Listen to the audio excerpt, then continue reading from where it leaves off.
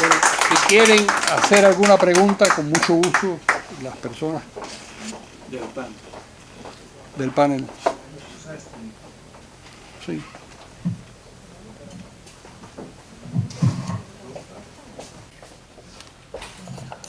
¿Alguna pregunta?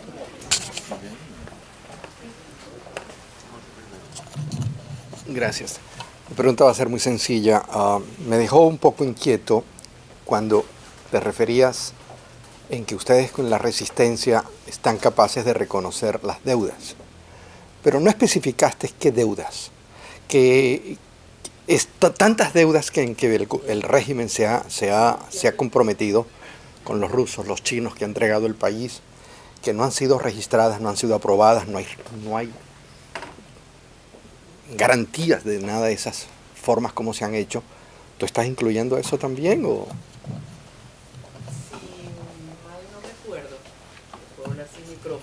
Buena voz. Si mal no recuerdo, si mal no recuerdo dijimos, o yo dije, que íbamos a reconocer en primer lugar las deudas que se ocasionaran en la implementación del proyecto que significa rescatar el país. Eso fue lo primero que dije. Y lo segundo, lo que sí es un préstamo. Y lo segundo que se dijo era reconocer las deudas que hubiesen sido contraídas en cumplimiento con la legislación jurídica vigente. ¿Qué pasa? Cuando tú te pones a revisar las deudas, muchas tenían que pasar por la Asamblea Nacional, no pasaron. O sea, cuando realmente se le meta el ojo, cuando realmente haya justicia en Venezuela, cuando haya, vamos a decir, un gobierno que pueda revisar todas esas cosas, vamos a determinar que muchas de esas deudas fueron contraídas de manera inconstitucional, de manera ilegal y que pasarían a formar parte de lo que serían deudas de derecho natural. Por consiguiente, pasarían a otra categoría y tendríamos que ver entonces qué negociación se llevaría a cabo, porque evidentemente el perjuicio ante el pueblo venezolano ha sido muy grande. ¿Alguna otra pregunta?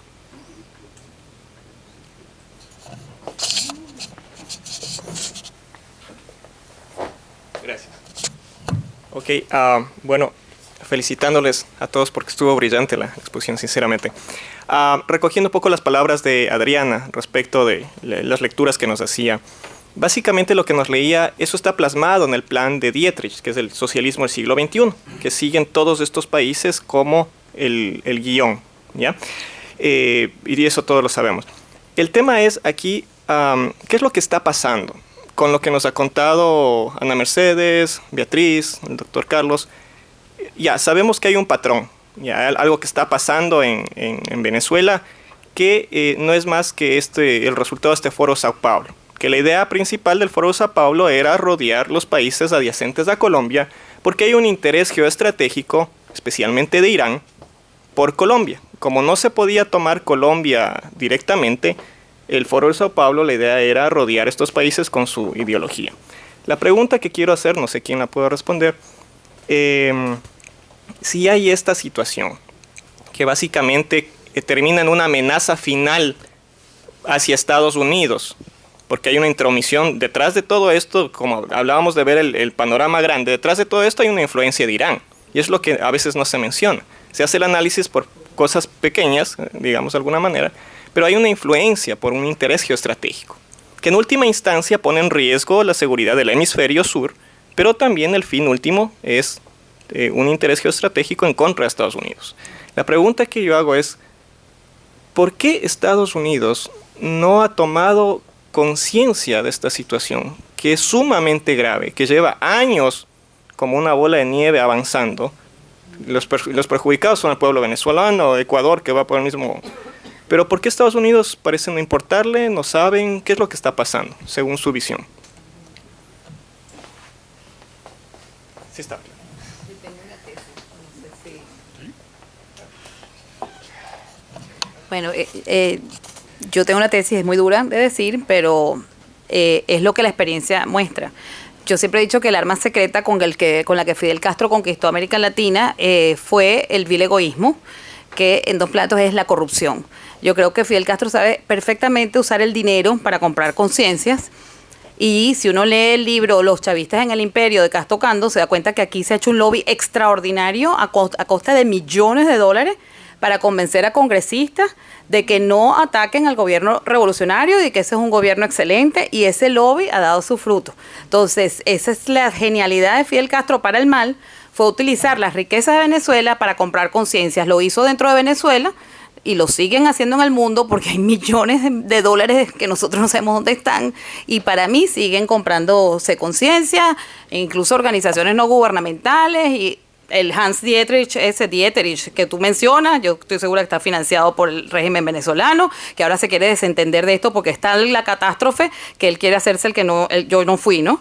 Pero todas esas fueron conciencias compradas, y esa es la perdición del mundo, que parece estúpido decirlo a esta altura del siglo XXI, pero uno no puede utilizar el dinero, o sea, tiene que haber escrúpulos, tiene que haber ética. Y eso es lo que se está perdiendo y es lo que está llevando al mundo a desaparecer. Y yo creo que esa es la respuesta.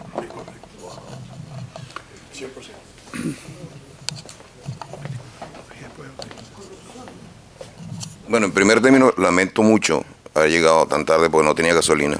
Y las colas de gasolina pues eran muy largas por la cuestión del huracán, ustedes saben. Adriana, ¿cómo estás? Tanto tiempo sin verte, Ana. Amigas de allá de Venezuela, de la lucha. Yo pertenezco a una organización que se llama Red de Asambleas de Ciudadanos de Venezuela, y tuvimos mucho que ver en mucho de las luchas que se dieron allá. Esa pregunta que hizo el amigo, esa pregunta es muy importante, y yo creo que Estados Unidos, algo está pasando con Estados Unidos que muchos no sabemos. Yo creo que hay un misterio que en algún momento se develará, porque o pasa algo con relación a la CIA, o no sirve para nada la CIA, me van a perdonar que lo diga así, pero o no sirve, sus servicios de inteligencia son muy malos, porque si no se dan cuenta de todo el peligro que existe en Venezuela, si ellos no tienen información de todo lo que está ocurriendo en Venezuela, con los terroristas, con el Hezbollah, con todo lo que está ocurriendo con la FARC, con el narcotráfico, si no saben eso y siguen dejando y permitiendo, a pesar de parte de las sanciones, tenemos muchas sanciones, pero esas sanciones se ve, Adriana, que también la gente de China y Rusia están también supliendo esas sanciones, esas posibles sanciones que están ocurriendo. Es muy lamentable. Yo siento, y lo que quiero expresar es que el pueblo venezolano ha dado una lección ejemplar, enorme, en las calles. Pusieron la vida más de 130 muchachos que murieron. Las Fuerzas Armadas venezolanas son una catástrofe, o sea, realmente unos vendidos, unos tipos que están absolutamente envilecidos también. Y las Fuerzas Armadas, pues, militares venezolanos, son unos grandes responsables de todo lo que está ocurriendo. Si ante este escenario que tenemos, y sabiendo que por la vía electoral y la vía pacífica, democrática, constitucional, no hay salida, y si Estados Unidos sigue jugando un rol que no estamos entendiendo, y quisiera que alguien pudiera explicar por qué Estados Unidos está actuando como está actuando, nosotros vamos definitivamente a hacer otra Cuba y hasta peor. Y allá atrás viene Colombia, ahora con la FARC, y esto pique y se extiende. Yo no sé qué sienten ustedes, ¿verdad? Como venezolanos, nosotros estamos aquí de paso también, porque nosotros vivimos allá, yo vivo allá. Y estoy aquí, voy para allá, vengo para acá, y estoy allá. Y estoy aquí porque tengo mis hijos también acá. Hasta que cierren la frontera. Pero de verdad que de verdad que a mí los Estados Unidos y la reacción de los Estados Unidos a mí me tiene, o no sirve la CIA, o no le sirve. Alguien me dijo por allí algo, me dice, Obama destruyó los servicios de inteligencia. Obama destruyó los servicios de inteligencia, y esos servicios de inteligencia definitivamente parece que está costando mucho reactivarlos. Vamos a responderla. A ver, Beatriz. No, previo a eso. Con carácter previo a eso, yo quiero volver al ámbito de la exposición. El tema es que ustedes están hablando de alta política. Ustedes están hablando de estrategia y de política internacional. Y mi modesta pretensión es que el mundo trate a Nicolás Maduro y su régimen como delincuentes, como ladrones, como asesinos, como narcotraficantes, como violadores de la libertad, como si en la calle se le ocurriera en un país normal con democracia a atacar una planta de televisión y quedársela.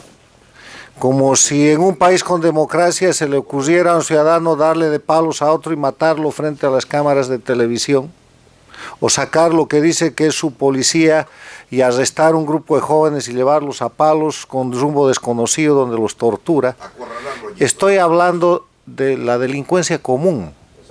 Ustedes están hablando de alta estrategia, de política. Yo he hablado por años de eso, pero no funciona porque depende de gente muy poderosa. La aplicación de la Convención de Palermo depende de la gente común, porque se trata del delito común, porque hace mucho tiempo, yo no sé cuándo, hay aquí quien sostiene que así empezó la cosa, qué grave, esta gente dejó la política y se dedicó a la delincuencia común, y ahí aplica la Convención de Palermo.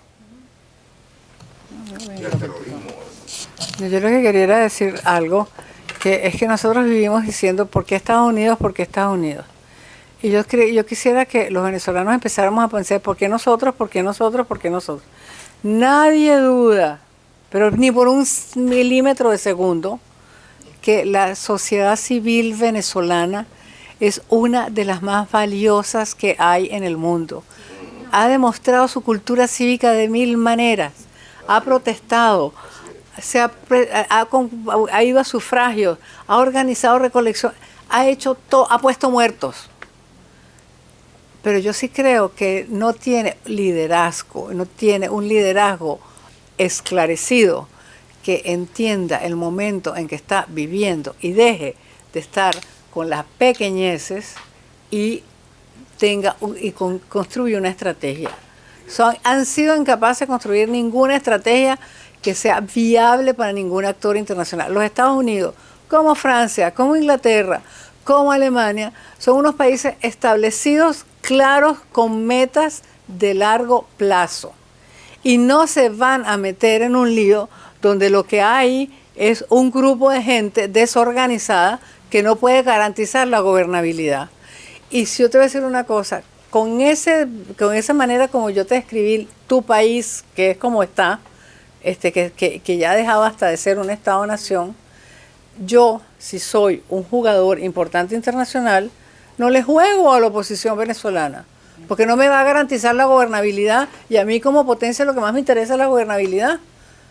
Entonces, o los venezolanos hacen acto de contrición, como decían los copellanos, y hacen propósito de enmienda, y se sientan y piensan en qué mundo estamos, qué es lo que hay que hacer, y cómo vamos a de verdad tener una estrategia para que se nos respete en el mundo y podamos tener alianzas verdaderas, firmes y de largo aliento, o no va a pasar nada. Lo que dice Carlos también es verdad. No estamos aquí estamos en una fase muchísimo más sencilla que esa, que es lograr que a estos tipos los vean como lo que son, unos delincuentes. Una última pregunta que la tiene este señor. Sí, bueno, mi pregunta dirigida a usted es un poco más de índole, no sé, una curiosidad pues histórica, que dada pues a la gran injerencia que tiene y tuvo pues Fidel Castro con pues, los chavistas, hay una diferencia bastante marcada entre lo que es la sociedad cubana hoy en día y la sociedad venezolana, que es que Castro fue despiadado con la delincuencia común, solo pues protegía la delincuencia de funcionarios públicos, mientras que el gobierno venezolano ha sido totalmente negligente con la delincuencia común, que inclusive se puede decir que no lo favorece directamente, sino que más bien contribuye a su propia ingobernabilidad. Y no sé por qué, si bueno, ha habido esta relación tan estrecha o esa injerencia tan grande del castrismo pues en Venezuela, ¿por qué no hay una política de Estado pues para aplacar pues esa delincuencia que los afecta a ellos? No sé si de repente es una táctica para fomentar el éxodo de venezolanos o una política. No sé qué opina usted. Bueno, mi conjetura es que el gobierno cubano tuvo una ventaja que no tuvo el gobierno de Chávez. El gobierno cubano asume el poder en el momento en que se desploma toda la institucionalidad del país. No hay partidos políticos, el ejército está prácticamente desbandado. El ejército que él crea es un ejército libremente segregado por la revolución. Él dirige un pequeño grupo de gente que habían decidido desde la Sierra Maestra convertir a Cuba en un estado comunista. Cosa que nosotros no sabíamos, cosa que no sabían los cubanos. El caso de Venezuela es diferente. Yo creo que Chávez utiliza a la delincuencia y utiliza a esos grupos para hacerle una especie de contrapeso al ejército en los primeros tiempos, cuando no tiene unas fuerzas armadas que lo respalden, sino empieza a crear sus grupos y empieza a amenazar. Y ahí entra también la idea muy cubana de que los que no estén de acuerdo que se vayan del país y nosotros nos quedamos con el resto de Venezuela. Pero mi impresión es que la gran diferencia es esa. Hoy en día es verdad que estos son incómodos, estos tipos son muy incómodos para el gobierno, pero al mismo tiempo, y yo creo que tiene que ver, Beatrice, con lo que tú describías. Es decir, parte de la ingobernabilidad de Venezuela es la existencia de esos grupos armados por el propio gobierno, que le ha salido, como dicen los españoles, la criada respondona. Es decir, no saben cómo manejarlo, no pueden someterlos a la autoridad porque se tienen que liar a tiros con ellos, son tipos de rompe y rajas, gente muy violenta, y entonces al final puede ser, y eso lo hemos hablado otras veces, que Venezuela evolucione, y ya yo creo que hay bastantes síntomas en lo que tú describes, hacia lo que fue, a lo que es hoy en día el Congo, donde cualquier tipo que tiene 100 escopetas y 100 partidarios es el dueño de una parcela del territorio y hace lo que le da la gana. El Congo es así. Pero un segundo, a ver. Gustavo López, arquitecto venezolano, tuitero, con la resistencia. Mi pregunta es la siguiente: ¿qué ocurre en el lobby internacional que vienen creando, por una parte, omitiendo toda la respuesta y logro de la resistencia, y también la creación de lobbies nacional e internacional que por parte de los medios de comunicación venezolanos tienen un poder importantísimo, tienen mucha influencia en la OEA, tienen mucha influencia en Miami, en medios en Miami, y hacen una omisión muy grande y una vía muy sesgada con todos los logros de la resistencia, que uno fue la aglomeración como como régimen, por lo que es el gobierno, o régimen, o sea, el PSUV, la MUD y la participación, por supuesto, obvia de los medios de comunicación, lo que ha logrado que no se avance más, o que se logren esos lobbies tan cómodos como lo que está ocurriendo hoy con Julio Borges y con Freddy Guevara en Francia, España y Alemania. Eso es creado por los lobbies de los medios de comunicación venezolanos que no dan lugar a este tipo de espacios. Bueno, alguien que quiera contestar. Tú, y por favor, vamos a ser breves porque después hay una pregunta más. No, lo mío es un adendum. Un adendum y terminamos. Hola, esa pregunta me la he hecho yo también y vuelvo a concluir en lo mismo. Hay que preguntarse quién financia esos medios, quiénes son los dueños y cuáles son sus intereses. Eso es todo. Ahí tú consigues la respuesta. Lamentablemente hay unos periodistas que todavía lo entrevistan a uno y porque conservan libertad, y doy gracias a que eso es así. pero sí hay una... Nosotros reconocemos en Venezuela, nos cerraron muchos periodistas, tenían programas en Radio Caracas Radio, Nitu Pérez Osuna, La Bicha, Berenice Gómez, Ballestero, todos, porque eran anti-elecciones, fueron eliminados del aire en una emisora que se supone que es bastión de la democracia, Radio Caracas Radio. Evidentemente, ahí hay unos intereses... Y exactamente. ¿Cuál es el punto de la resistencia con respecto a esto? Porque es lo que frena el avance de la resistencia. No, pero es que mira, vamos a ver, yo quisiera que... El problema no es coyuntural, el problema es estructural.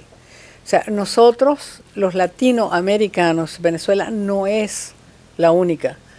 Tenemos una cultura corporativista, porque fuimos fundados por unos países que no vinieron a crear república, vinieron a extraer riqueza para poderse mantener en Europa. Entonces, nosotros somos extractores de renta. Tenemos cultura de extractores de renta, no tenemos cultura de creadores de riqueza, que es otra cosa completamente distinta. Entonces, como somos así, un extractor de renta jamás pone en peligro la renta, y poner peligro en la renta es tener una opinión disonante.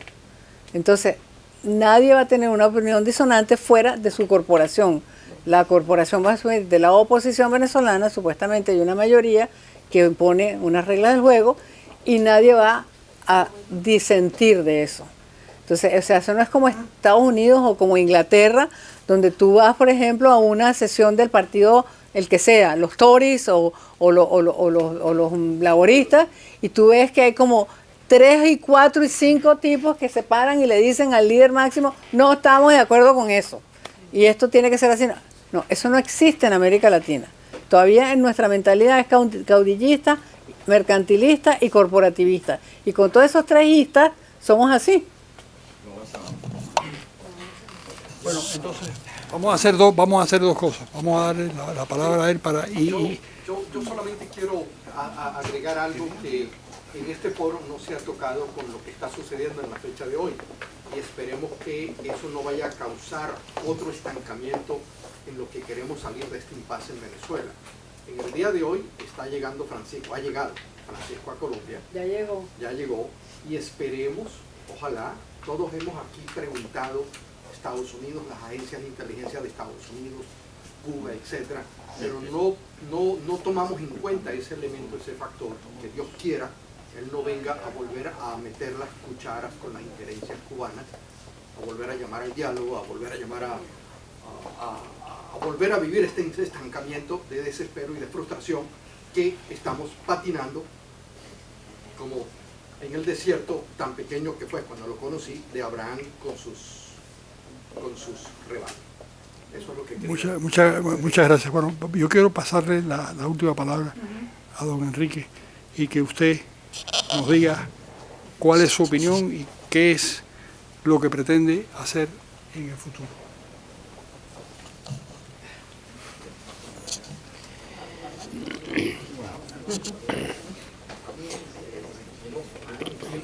Con todo el respeto que le tengo a Carlos Alberto Montaner, creo que es una trampa. Realmente me he enterado de cosas que desconocía. Esto ha sido un aprendizaje para mí. No que no tenía noción alguna, sino la profundidad que han tenido las distintas intervenciones me han hecho ver matices, aspectos que realmente quisiera digerir. La historia que comienza en Georgia de la expropiación tampoco la conocía. Y la leyenda de cómo estos delincuentes pudieron llegar al poder haciéndose de la fortuna de los zares, pero enlaza perfectamente con todas las intervenciones que hicieron los demás. O sea, en el fondo, el planteamiento está relacionado al vínculo entre la delincuencia, en términos genéricos, y la toma del poder, o la toma del poder como instrumento para asumir por la vía delictiva los derechos que corresponden a los demás. El problema venezolano es un problema que yo he venido estudiando hace mucho tiempo y que sé que Carlos Alberto también lo ha estudiado, como Carlos, como Beatriz, como Ana Mercedes, como la señora, ¿cómo fue que te llamé anoche? No sé quién era, no me la terrible. Yo la conocí recientemente y no se me grababa el nombre Vigilanza, entonces digo, bueno, es algo así como Soberana. Pero realmente para mí ha sido fundamentalmente educativo. Ahora, una cosa que me preocupa y me parece bien interesante el planteamiento de la Convención de Palermo, porque entra por otra vía, y esto lo hemos discutido en otras ocasiones, tiene que ver cómo logramos que la comunidad internacional, por su propio interés y no por el interés venezolano, actúe. Yo creo que la pregunta con relación a qué y por qué actúa Washington de determinada manera es pertinente. Una pregunta con relación al interés de Irán en Colombia que creo que debió comenzar por preguntar de dónde nacía, o explicar de dónde nacía ese interés, porque sabemos del interés de Irán en América con propósito de atacar a Estados Unidos, de acercarse a las fronteras. Eso es antiguo, pero ¿por qué Colombia y no Venezuela? ¿Por qué Colombia y no Cuba? No me quedó muy claro y sería bueno, lo invito a que lo explique. Pero en todo caso, estamos ante en el caso norteamericano, ante un gobierno sumamente complejo que cambia de acuerdo a iniciativas a veces muy particulares de los presidentes que son electos. Por ejemplo, la invasión de Irak fue una ocurrencia de George Bush. Quién sabe, porque pensó que su papá no había hecho el trabajo completo o porque, como dicen algunos, pensaba que habiendo logrado el triunfo sobre la Unión Soviética, Estados Unidos podía democratizar a Irak y sustituirla sin tomar en cuenta la complejidad del mundo oriental, la división que hay entre chiíes y suníes, el hecho de que Irak es un país eminentemente chiía gobernado por un suní que mantenía la estabilidad con respecto a Irán, que es un país chiía gobernado por chiíes, y Siria, que es un país suní gobernado por un chiía. Es decir, era una cosa sumamente compleja que debió haberse analizado mucho antes, sin embargo se entró allí sin una consulta. En el caso del Acuerdo de La Habana, según información que yo he obtenido por la vía de las infidencias que siempre existen, Obama actuó por agradecimiento con Santos y sin consultar al Departamento de Estado. Fue una iniciativa absolutamente personal. Quizás dijo, bueno, yo tengo que, me dieron el premio Nobel sin habérmelo ganado, yo voy a ganármelo por el espejo retrovisor y de paso voy a ayudar a Santos a que logre su... Pero yendo a lo concreto, ¿verdad? Estas reuniones acá en un espacio tan interesante, tan importante y de tanta relevancia por la presencia de Carlos Alberto y de todos los que integran esta institución, no puede quedarse aquí entre estas cuatro paredes. Y debe evolucionar, creo yo, en dos direcciones. Una, en que este tipo de foro debe ser escuchado por las esferas que toman las decisiones.